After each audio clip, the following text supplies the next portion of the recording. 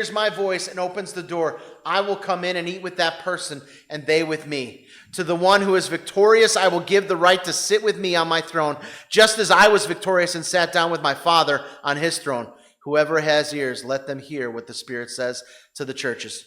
Whew! Jesus has some strong words for the Laodiceans. He's standing outside the door, knocking to just get into their life. And they think, I'm good. I'm rich. I don't really need anything, Jesus. I'll talk to you later, maybe. And Jesus is like, you don't even see the state of your life. You're blind, wretched, pitiful, poor, shameful. Whoa. If you want to know, there's all kinds of different rebukes in the Bible. Some are just mild warnings. This is about the strongest rebuke you might find in the New Testament. Jesus is issuing a rebuke to an entire church that has closed their door to him, to his message, and to Christianity. And yet there's still a church receiving letters. Try that on.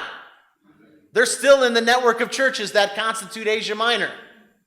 And yet they are not doing well. This is crazy to me.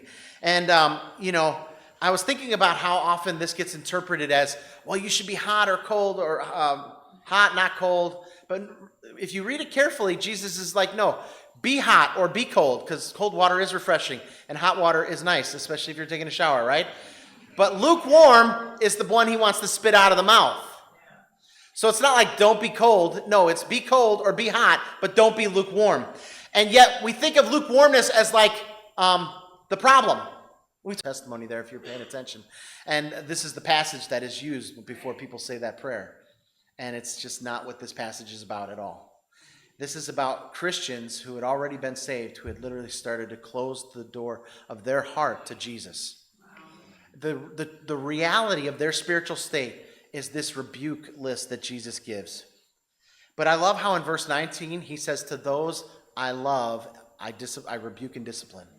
Like, how do you, there's a good lesson in this, because every once in a while, you may need a strong rebuke.